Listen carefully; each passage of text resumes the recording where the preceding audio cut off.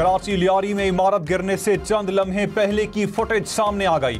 गफलत के मुर्तकिब अफसरान और वजूहात की तहकीकात के लिए 5 रुकनी कमेटी कायम। गवर्नर सिंध का मुतासरीन को 80-80 गज के प्लॉट देने का ऐलान। लियारी बगदादी में मखदूश इमारतें गिराने के लिए ऑपरेशन। मुनहदिम इमारत से मुल्हिका इमारत की दीवारें तोड़ दी गईं। सीनियर वजीर शर्जील मेमन ने कहा 51 मखदूश इमारतों में से 11 इमारतें खाली करवा ली गईं। चेयरमैन आबाद हसन बख्शी का इमारतों की तामीर के लिए कानून साजी का मुतालबा।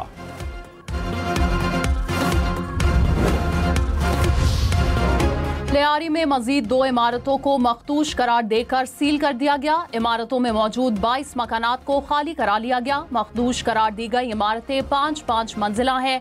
लियारी में हालिया दिनों में 8 इमारतें सील।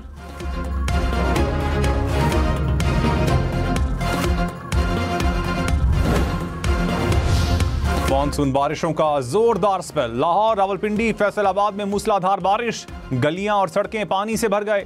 नशेबी इलाकों में पानी जमा रहा। लाहौर में मोटरसाइकिल और गाड़ियां भी पानी में बंद। शहरियों को मुश्किलात का सामना।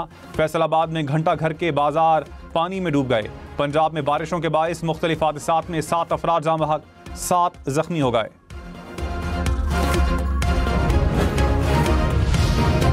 शेखुपुरा, उकाड़ा समेत पंजाब के मुख्तलिफ शहरों में बारिश। साहिवाल, पत्तोकी, पाकपतन, लोधरा में भी बादल बरसे। मुख्तलिफ शहरों में पानी सड़कों और गलियों में जमा हो गया। झंग, चिन्योर, टोबा टेक्सिंग, मानावाला में भी बारिश। बादल बरसने के बाद हब्स की शिद्दत में कमी से मौसम खुशगवार हो गया।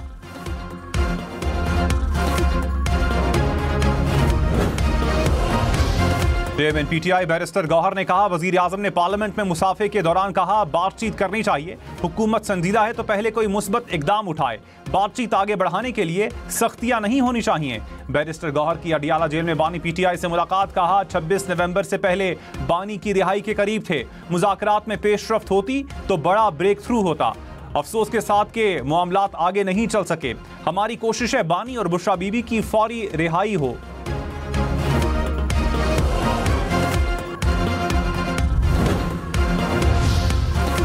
गवर्नर फैसल करीम कुंडी और वजीर आला अली अमीन गन्नापुर की मुलाकात। फैसल करीम ने कहा कि मुलाकात में सूबे के मसाइल पर बातचीत हुई।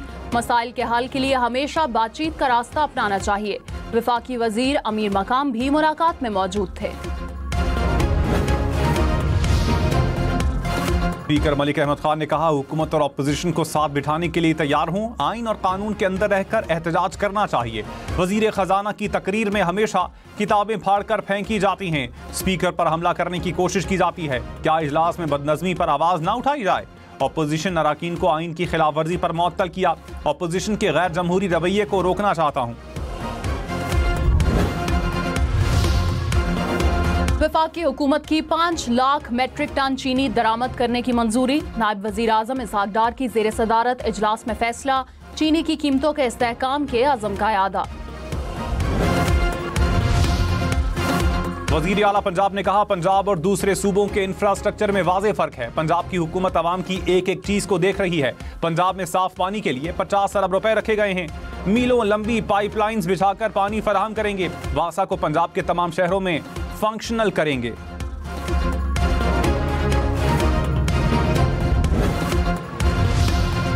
सिंध काबीना की फ्लड इमरजेंसी रिस्पांस फंड 27 अरब 68 करोड़ रुपए रखने की मंजूरी।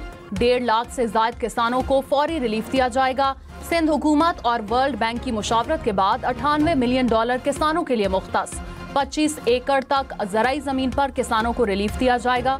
वजीर आला सिंध मुराद अली शाह ने कहा कि हारी कार्ड के जरिए किसानों को सहूलियात दी जाएंगी। बलूचिस्तान में स्मगलिंग पर ट्रांसपोर्ट कंपनी और ड्राइवर्स के खिलाफ मुकदमात दर्ज होंगे। सूबाई एपेक्स कमेटी इजलास में फैसला। गैर कानूनी तरसीलात पर FIA को मौसर कार्रवाई की हिदायत। गैर कानूनी तारकीन वतन के खिलाफ कार्रवाई भी मजीद मौसर बनाने का फैसला। रियासत मुखालिफ प्रोपेगेंडे पर सोशल मीडिया अकाउंट्स के खिलाफ कार्रवाई तेज की जाएगी। एलामिये में कहा रियासत आम आदमी के साथ खड़ी है। बलूचिस्तान की कोई शाहरा एहतजाज के नाम पर बंद नहीं होगी।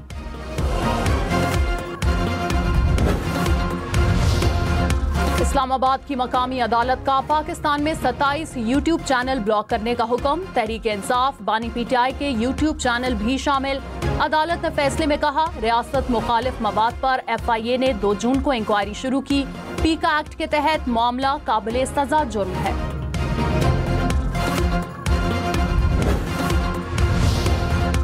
जस्टिस मोहम्मद सरफराज डोगर ने chief justice Islamabad high court का हलफ उठा लिया। सदर आसिफ जरदारी ने हलफ लिया। जस्टिस मोहम्मद जुनेद गफ्फार ने बतौर chief justice Sindh high court हलफ उठा लिया। हलफ बर्दारी के बाद मज़ार कायद पर हाजिरी। जस्टिस SM अतीक शाह ने बतौर chief justice Peshawar high court हलफ उठा लिया। जस्टिस रोजी खान ने बलूचिस्तान हाई कोर्ट के चीफ जस्टिस का हलफ लिया।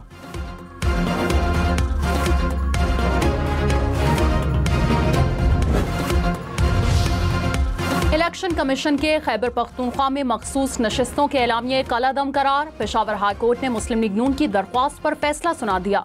इलेक्शन कमीशन को मखसूस नशिस्तें दोबारा अलॉट करने की हिदायत। कहा इलेक्शन कमीशन 10 दिन के अंदर तमाम उम्मीदवारों को सुने।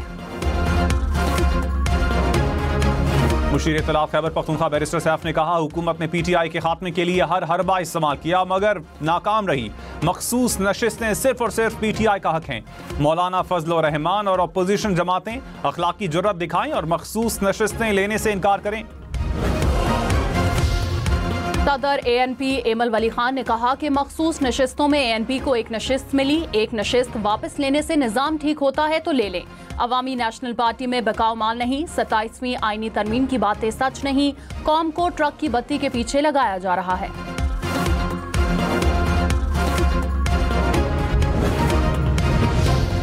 JUI ने खैबर पख्तूनख्वा में सेनेट उम्मीदवार नामजद कर दिए। मौलाना ताउल हक दरवेश जर्नल, दिलावर खान टेक्नोक्रेट नशिस्त के लिए नामजद।